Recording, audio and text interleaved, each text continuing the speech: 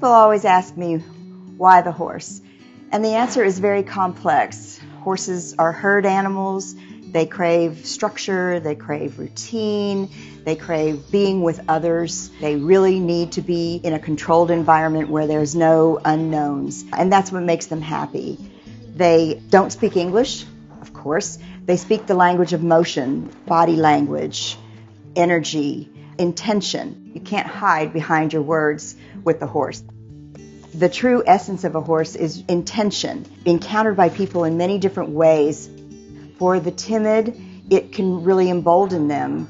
For people that are more cocky and aggressive, it can be very humbling. For those that are in crisis, it can be very calming. And for those that need four good legs, that's what they provide.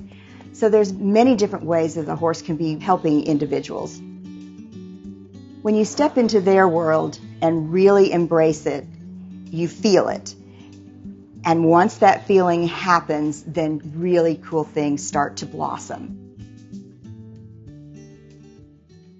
We knew about STAR. We've lived in the community for years and years, and so we knew we wanted to be a part of the work that goes on here at STAR and the therapeutic riding that they provide.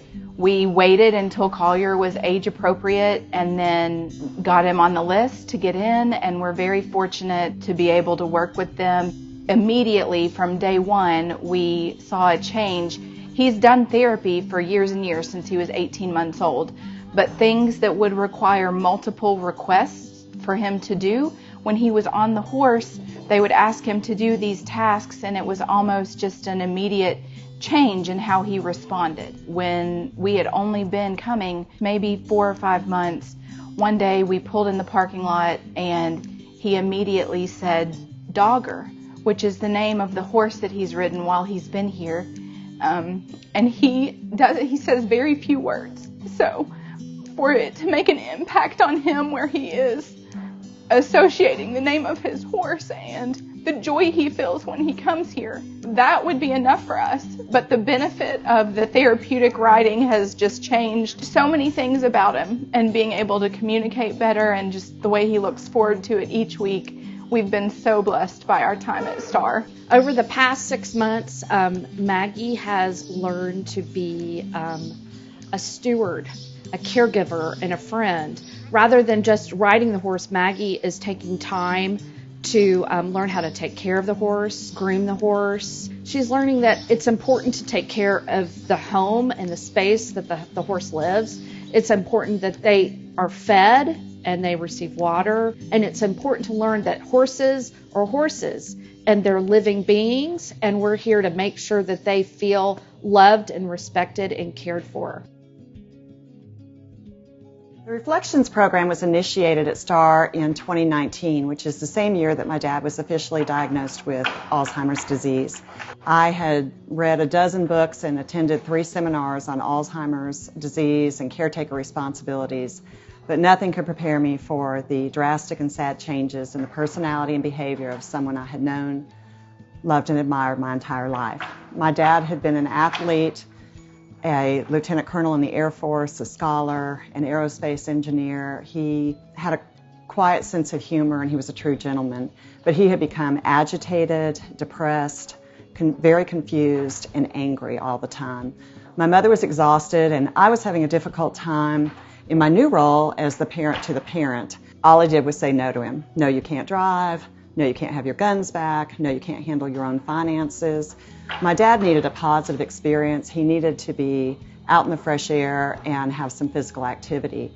And my mother needed a break. When we got out here to the barn, the first thing I realized is this is the perfect environment for someone with Alzheimer's disease. It is peaceful and calm. It's organized. There's no rushing around. There are a limited number of people in each class with appropriate spacing. And the horses are well trained to work with people that have special needs. And like the other programs at STAR, my dad was encouraged to learn and do as much as he could independently. And for the first time in a long time, he got to choose from a list of the activities he participated in instead of being told what he could and couldn't do. So every time we came out here, my dad would groom a horse or sweep the barn. And he also began talking to the staff members about his past life. As he shared the stories about his military career, you could see that it restored his spirit and revived his dignity. My dad passed away in January of this year, and it wasn't until after he was gone that these photographs were shared with me, which capture our time out here with Star. And I will be forever grateful for these memories that outweigh the grief and loss. The Reflections program is beneficial for individuals with Alzheimer's disease who are facing a new and challenging world, and it's a blessing for their families.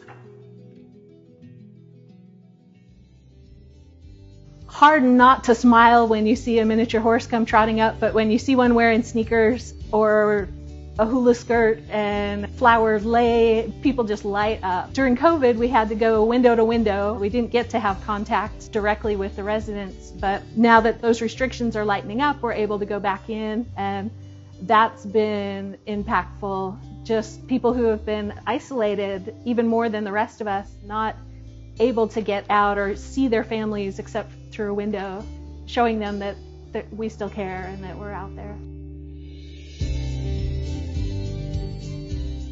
There are a lot of students that come through Changing Strides and Stable Friends that we worry about because, we don't know why they're coming in or what's going on with them. And sometimes they come in angry, mad, sad, don't want anything to do with the world. And then the minute they see their horse that they're working with, they cheer up, they're happy. Basically with our horses, we can do things that we never thought that we could do with a gigantic animal that weighs half a ton. We use it in our everyday lives, and it's powerful. I agree with this program. I love this program. It just really helped build teamwork and communication skills, which are important for not only working with horses, but also in the workplace and needing to go through life. I'm planning on definitely coming back to volunteer with these horses. Serving the people of East Tennessee is what we do. Partnering with horses is how we do it. But the results are why we do it. And the results are many. Diagnosed with anxiety and depression, very suicidal, alcoholic, didn't care about life anymore, just wanted to end it.